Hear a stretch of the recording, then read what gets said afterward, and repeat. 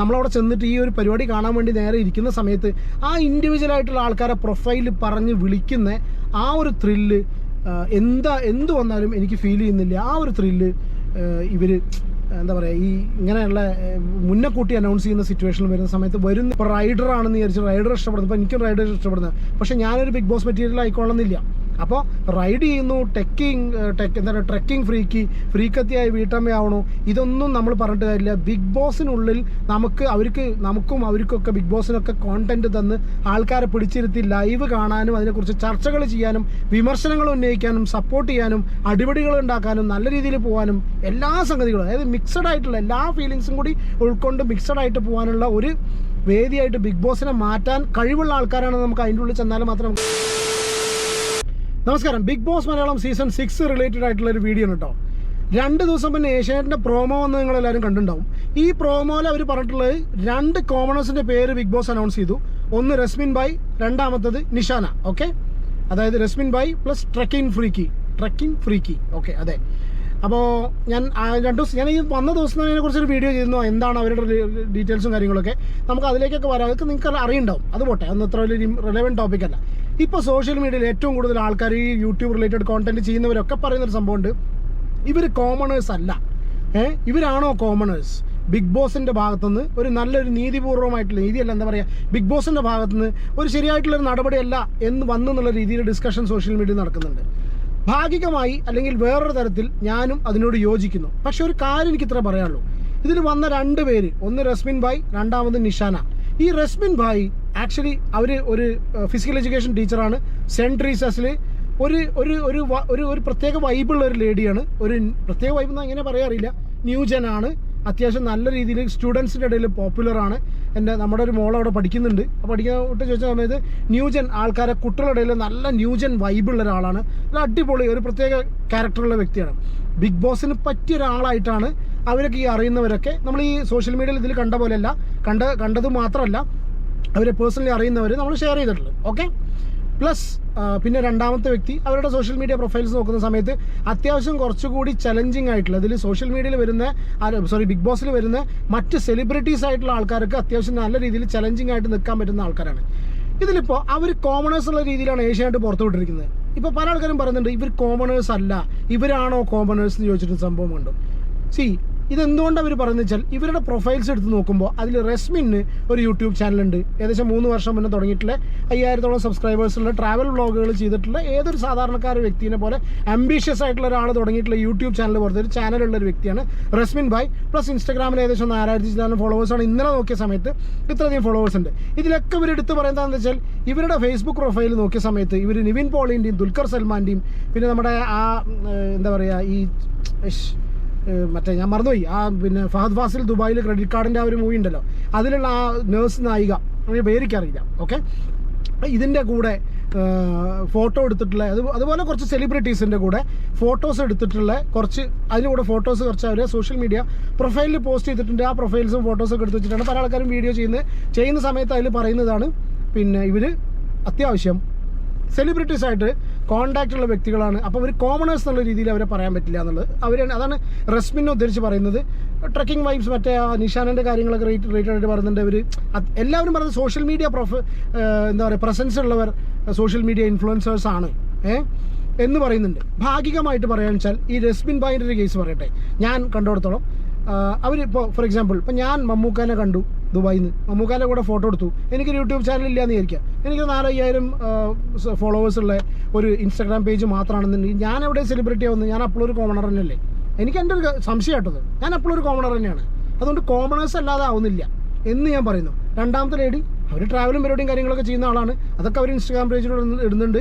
Social media influencer എന്നുള്ള കാറ്റഗറിയിൽ അവർ വരുമെങ്കിൽ കൂടി അവർ കോമണർ അല്ലാതാവുന്നില്ല എന്ന് എനിക്ക് ചെറിയൊരു സംശയം. ഓക്കെ, നിങ്ങളുടെ അഭിപ്രായം നിങ്ങൾ കമൻറ്റ് ചെയ്യാവുന്നത്. പക്ഷെ ഇതൊന്നുമല്ല ഞാൻ ഈ ഒരു വീഡിയോ ചെയ്യാനുണ്ടായ റീസൺ എന്ന് പറഞ്ഞാൽ, ഏഷ്യാനെറ്റാണ് ഇതിൽ ഏറ്റവും കൂടുതൽ ഒരു സുഖമില്ലാത്ത പരിപാടി ഏഷ്യാനെറ്റ് കാണിച്ചിരിക്കുന്നത്.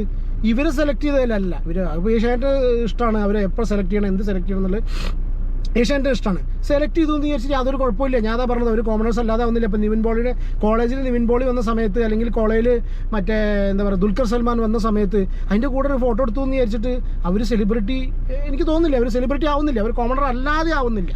ഓക്കെ, എന്നാലും ഏഷ്യാനെറ്റിൻ്റെ ഭാഗത്ത് ഞാൻ ഇതിൽ എനിക്കൊരു ഡിഫറൻസ് ഓഫ് ഒപ്പീനിയൻ പറയാനുള്ള കാരണം എന്താ വെച്ചാൽ, ഏഷ്യാനെറ്റ് ഇപ്പം ഈ പ്രൊമോയിലൂടെ അവരെ പേര് വെളിപ്പെടുത്താൻ പാടില്ലായിരുന്നു എന്ന് ഞാൻ പറയുന്നു. അത് ഒരാളുടെ പേരാണെന്നുണ്ടെങ്കിൽ, കഴിഞ്ഞ പ്രാവശ്യം അനിയൻമിതിനൊക്കെ അവർ കുറച്ചൊക്കെ ഓൾറെഡി സെലിബ്രിറ്റീസ് ആണ് അല്ലേ, സോഷ്യൽ മീഡിയ സെലിബ്രിറ്റിയാണ്. പക്ഷേ ഈ കോമണേഴ്സ്, എസ്പെഷ്യലി കോമണേഴ്സ് എന്ന് വരുന്ന സമയത്ത് അവരുടെ പേര് കൊണ്ടുവരുമ്പോൾ അവർക്കൊരു ഫാൻ പേജ് ഡെവലപ്പ് ചെയ്യാനുള്ള ഒരു സിറ്റുവേഷൻ അവിടെ ക്രിയേറ്റ് ചെയ്യപ്പെട്ടു. ചിലപ്പോൾ ഒരു പക്ഷേ ഏഷ്യാനെറ്റും അതായിരിക്കും ഉദ്ദേശിക്കുന്നത്. കോമണർ എന്ന് പറഞ്ഞ ആൾ ഉള്ളിൽ പോയിട്ട് അവർക്കൊരു ചലഞ്ച് ഇടുന്ന സമയത്ത് അവർ നല്ല രീതിയിൽ ചലഞ്ച് ചെയ്യുന്നൊരു വ്യക്തിയാണെന്നുണ്ടെങ്കിൽ അവർക്കൊരു ഗ്രൗണ്ട് സപ്പോർട്ട് അല്ലെങ്കിൽ പുറത്തുനിന്നുള്ള സപ്പോർട്ട് ഇല്ലാത്തതിൻ്റെ പേരിൽ വോട്ടുകൾ കുറഞ്ഞിട്ട് അവർ പുറത്താവുന്ന സിറ്റുവേഷൻ വരരുത് എന്ന് വിചാരിച്ചിട്ടായിരിക്കാം അവർക്കും ഇതുപോലെ ഒരു ഫാൻ ബിൽഡിങ്ങിന് ഉള്ളൊരു ചാൻസ് കൊടുത്തിട്ടുള്ളത്. അല്ലെങ്കിൽ ഏഷ്യാനെറ്റ് ആ കോമണർ എന്നുള്ള ആ ഒരു പേര് ഉയർത്തിക്കാട്ടി അത് ഒരു ഓളം സൃഷ്ടിക്കാൻ അല്ലെങ്കിൽ ആ ഒരു സ്ട്രാറ്റജി ആയിക്കൂടായില്ല. പക്ഷേ എന്താണെന്നുണ്ടെങ്കിലും എനിക്ക് പേഴ്സണലി ഒരു കാര്യം ഫീൽ ചെയ്യുന്നുണ്ട്, ഏഷ്യാനെറ്റ് ഈ ഒരു പേര് പുറത്ത് വിട്ടത് കൊണ്ട് സംഭവിക്കുന്നതെന്ന് വെച്ചാൽ ഇവരുടെ തന്നെ ഗ്രൂപ്പ്സും ഇവരുടെ തന്നെ ഫാൻ പേജസും ഇവർ തന്നെ സോഷ്യൽ മീഡിയ ഇൻഫ്ലുവൻസേഴ്സിനെയൊക്കെ പല ആൾക്കാരും നമ്മളൊന്നും കോൺടാക്ട് ചെയ്തില്ല. കുറേ ആൾക്കാർ ഈ യൂട്യൂബിൽ ഇരുന്ന് പറഞ്ഞു കേട്ടു മാരാര പ്രശ്നമൊക്കെ ഞാനും മാരാരൊക്കെ അറേഞ്ച്മെൻ്റ് ആണെന്ന്. ഭഗവാനെ, ഞാൻ ഞെട്ടിപ്പോയി കേട്ടിട്ടോ. ഞാൻ ആളെ പേരൊന്നും പറയുന്നില്ല, ഇതൊക്കെ മാരാർ ക്രിയേറ്റ് ചെയ്ത് ഇതൊക്കെ ഞാനാണ് ഇതിൽ വീഡിയോ ചെയ്തിട്ടുള്ളത്. ഞാൻ കുറേ കമൻസും കാര്യങ്ങളൊക്കെ കണ്ടു നമ്മൾ അറേഞ്ച്മെൻ്റ് ആണെന്ന്. പിന്നെ അതിനുള്ള അറേഞ്ച്മെൻറ്റ് അതിനുള്ള ഇതൊന്നും നമുക്കില്ല. വോട്ടെവർ അതിക്ക് കിടക്കുന്നില്ല. പല ഇതിന് മുന്നുള്ള സിറ്റുവേഷനിലും പല യൂട്യൂബേഴ്സും വെളിപ്പെടുത്തിയിട്ടുണ്ട് ഇവർ ഉള്ളിൽ കയറുന്നതിന് മുന്നേ അവരെ കോൺടാക്ട് ചെയ്തു എന്നുള്ളത്. അതേ സിറ്റുവേഷൻ ഇവരുടെ കേസിലും വരും. ഇവരും പല യൂട്യൂബേഴ്സിനെയും കോൺടാക്ട് ചെയ്യുന്ന സിറ്റുവേഷൻ ഉണ്ട്. പക്ഷേ നമുക്ക് കോൺടാക്ട്സ് ഉള്ള ആൾക്കാരൊക്കെ ഇപ്പം ഞാനൊക്കെ ചിന്തിക്കുന്ന പോലെ തന്നെയാണ്. നമുക്ക് ഉള്ളിൽ ആരാണെന്നുണ്ടെങ്കിലും അവർ ഗെയിം കണ്ടതിന് ശേഷം അവരെ സപ്പോർട്ട് ചെയ്യണമെങ്കിൽ സപ്പോർട്ട് ചെയ്യുക, വിമർശിക്കേണ്ട സ്ഥലത്ത് പ്രോപ്പറായിട്ട് വിമർശിക്കുക എന്നുള്ള രീതിയിലാണ് നമ്മൾ മുന്നോട്ട് പോകുന്നത്. അപ്പോൾ ഞാൻ ഈ കാര്യങ്ങൾ പറഞ്ഞുകൊണ്ടിരുന്നത് വെച്ചാൽ ഏഷ്യാനെറ്റിൻ്റെ ഭാഗത്തുനിന്ന് ഇതുപോലെ ആൾക്കാരെ സെലക്ട് ചെയ്യുന്ന സമയത്ത് ഏതൊരാളെ സെലക്ട് ചെയ്യുകയാണെന്നുണ്ടെങ്കിലും ഇപ്രാവശ്യത്തെ പ്രോമോ ഒന്നും കണ്ടിട്ട് എന്തോ ഒരു സീസൺ 6 ഒരു സുഖം ഉള്ളതായിട്ട് എനിക്ക് തോന്നുന്നില്ല. നമുക്ക് മുന്നേ കൂട്ടിയിട്ടൊന്നും വിലയിരുത്താൻ കഴിയില്ല. കാരണം വെച്ചാൽ ഒന്നാമത് ലാലേട്ട സ്ഥലത്തില്ലാത്തതുകൊണ്ടായിരിക്കാം അവർക്ക് കോണ്ടന്റിനുള്ള ഒരു ഇത് വരുന്നതും. കാരണം അതുപോലത്തുള്ള വോയിസ് ഓവറും ലാലേട്ട അങ്ങനെ നടന്നു വരുന്നതും അതായത് ഒരു ഗുമ്മില്ലാത്ത രീതിയിലുള്ള പ്രോമോയും കാര്യങ്ങളും വരാനുള്ള റീസൺ ചിലപ്പോൾ അതായിരിക്കാം. എന്താണെന്നുണ്ടെങ്കിലും ഏകദേശം കുറച്ച് ദിവസം കൂടി, ഇനിയിപ്പോൾ 6 ദിവസം കൂടി ഇനി ബാക്കി ഇതുള്ളൂ ബിഗ് ബോസ് തുടങ്ങാൻ വേണ്ടിയിട്ട്. അതിന് മുന്നേ ഇവരുടെ പേരുകൾ പുറത്ത് വിട്ടതിൽ എനിക്ക് പേഴ്സണലി ഒരു സുഖം തോന്നുന്നില്ല. കാരണം വെച്ചാൽ അത് അവർക്ക് വീണ്ടും ഒരു സെറ്റപ്പ് റെഡിയാക്കാൻ, കാരണം എല്ലാവരും ക്യൂരിയസ് ആണ് ആരാ അതിൻ്റെ ഉള്ളിലുള്ളതെന്ന് അറിയാൻ. അപ്പോൾ ഒരു കാര്യത്തിൽ എന്താ വെച്ചാൽ നമ്മൾ ബിഗ് ബോസ് ഇതുവരെയുള്ള സീസണൊക്കെ കണ്ടതിന് അറിയണം. ഇതുവരെ സീസൺ ഇന്ന ആളുണ്ട് സ്പെക്കുലേഷൻസ് വരുന്ന പോലെയല്ല. ഓൾറെഡി കൺഫേംഡ് ആയിട്ട് ഈ 2 ആൾക്കാരെ നമ്മൾ ഓൾറെഡി അറിഞ്ഞു കഴിഞ്ഞു. അതല്ലാതെ നമ്മൾ ആ ഈ പിന്നെ 10-ാം തീയതി അല്ലേ 10-ാം തീയതി അല്ലേ 10-ാം തീയതി വൈകുന്നേരം 7 മണിക്ക് 8 മണിക്ക് എപ്പോഴാണ് 7 മണിക്ക് അവിടെ ചെന്നിരുന്നിട്ട് നമ്മൾ ഈ ആൾക്കാർ വരുന്ന ബിഗ് ബോസ് ഷോനെ ഇഷ്ടപ്പെടുന്ന ആൾക്കാരുടെ സിറ്റുവേഷൻ വരണ്ടോ. ഈ നമ്മളവിടെ ചെന്നിട്ട് ഈ ഒരു പരിപാടി കാണാൻ വേണ്ടി നേരെ ഇരിക്കുന്ന സമയത്ത് ആ ഇൻഡിവിജ്വലായിട്ടുള്ള ആൾക്കാരെ പ്രൊഫൈൽ പറഞ്ഞ് വിളിക്കുന്ന ആ ഒരു ത്രില്ല് എന്ത് വന്നാലും എനിക്ക് ഫീൽ ചെയ്യുന്നില്ല. ആ ഒരു ത്രില്ല് ഇവർ എന്താ പറയുക ഈ ഇങ്ങനെയുള്ള മുന്നേ കൂട്ടി അനൗൺസ് ചെയ്യുന്ന സിറ്റുവേഷനിൽ വരുന്ന സമയത്ത് നിങ്ങളുടെ അഭിപ്രായം കമൻറ്റ് ചെയ്യുക. കാരണം വെച്ചാൽ ഓൾറെഡി ഇവർ റിലേറ്റഡ് ആയിട്ടുള്ള ഗ്രൂപ്പുകളും കാര്യങ്ങളൊക്കെ സജീവമായി കഴിഞ്ഞു. അവരുടെ social media presence already social media പ്രസൻസും കുറച്ച് ഫോളോവേഴ്സ് ഉള്ള വ്യക്തികളായതുകൊണ്ട് അവർക്ക് ഇതൊക്കെ മുകളിലേക്ക് ബിൽഡ് ചെയ്ത് കൊണ്ടുപോകാനൊക്കെ വളരെ ബുദ്ധിമുട്ടാണ്. ആദ്യം തന്നെ മുൻവിധികളോടുകൂടി ആരെയും സമീപിക്കുന്നില്ല. ഇപ്പോൾ റൈഡറാണെന്ന് വിചാരിച്ചു റൈഡർ ഇഷ്ടപ്പെടുന്നു. ഇപ്പോൾ എനിക്കും റൈഡർ ഇഷ്ടപ്പെടുന്നത്, പക്ഷേ ഞാനൊരു ബിഗ് ബോസ് മെറ്റീരിയൽ ആയിക്കൊള്ളുന്നില്ല.